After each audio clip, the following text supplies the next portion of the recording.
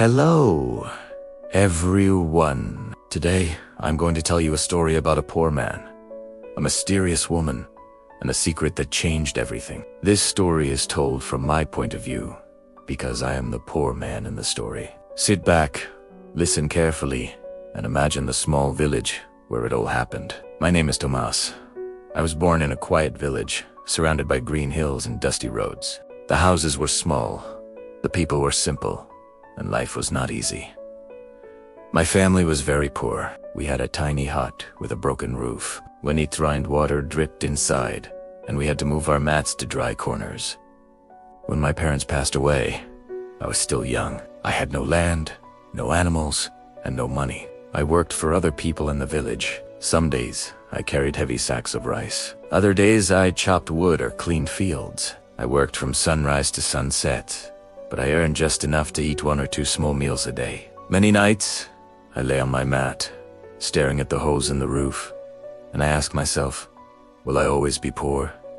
Will my life ever change? One evening, as the sun was setting and the sky turned orange, I was walking home from the fields. My feet were tired, and my stomach was empty. That was when I saw her for the first time.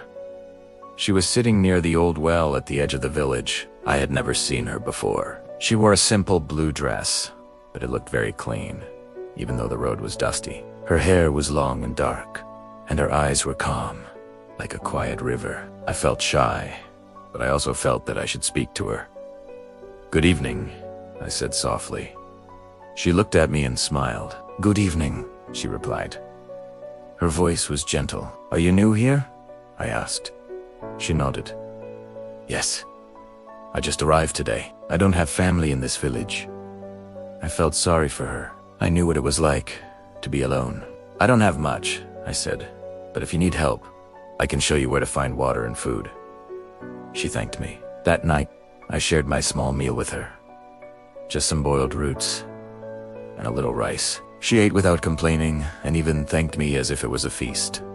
From that day on, we met often. Her name was Lyra. She helped old people carry water. She cleaned the yard of a widow without asking for payment.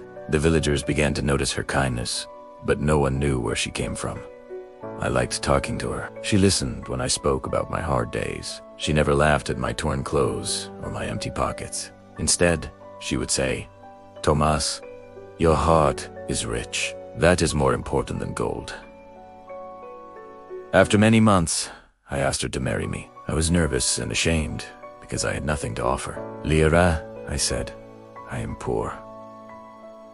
My house is small. I cannot give you fine clothes or delicious food, but I promise to be honest and to work hard every day." She smiled again, that same calm smile. "I don't need gold or fancy things. I choose you because you are kind."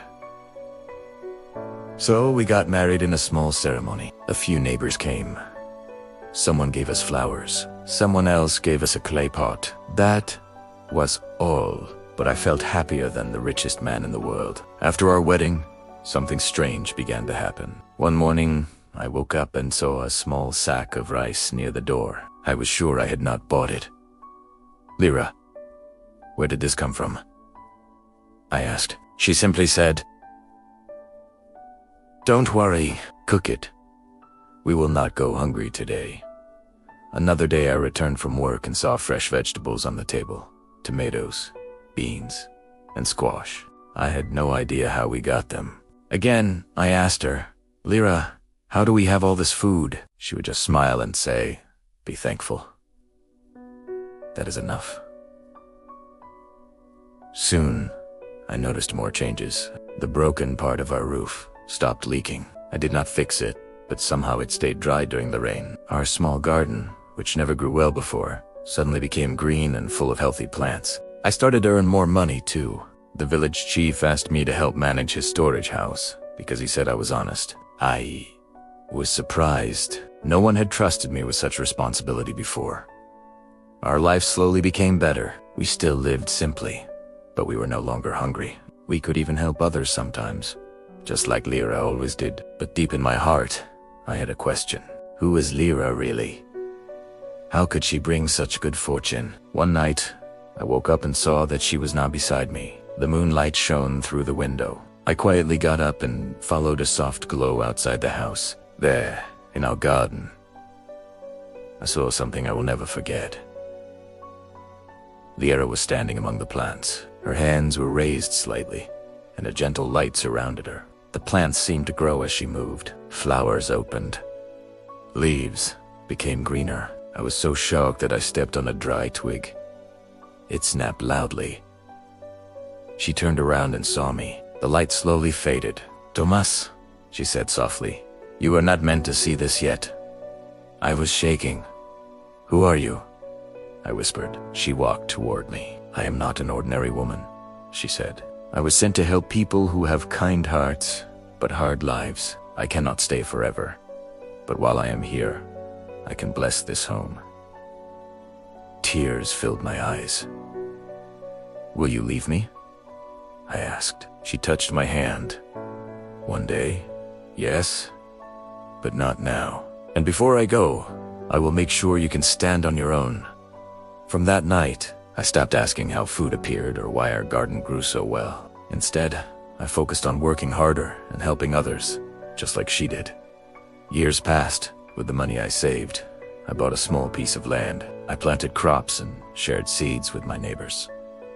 The village slowly became more successful. People said I was lucky, but I knew it was more than luck. It was the gift Liera brought into my life.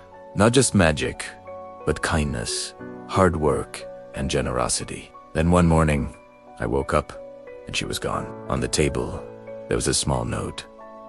It said, "Tomas, you are strong now. Your heart will guide you. Continue to help others, and your life will stay rich in the ways that matter most."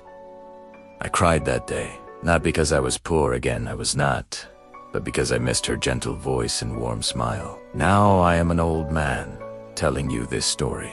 I have land, animals, and a comfortable house, but the greatest treasure I ever had was the time I spent with a mysterious and gifted woman who taught me that true wealth begins in the heart. And that is how a poor man like me became truly rich. Thank you for listening to my story.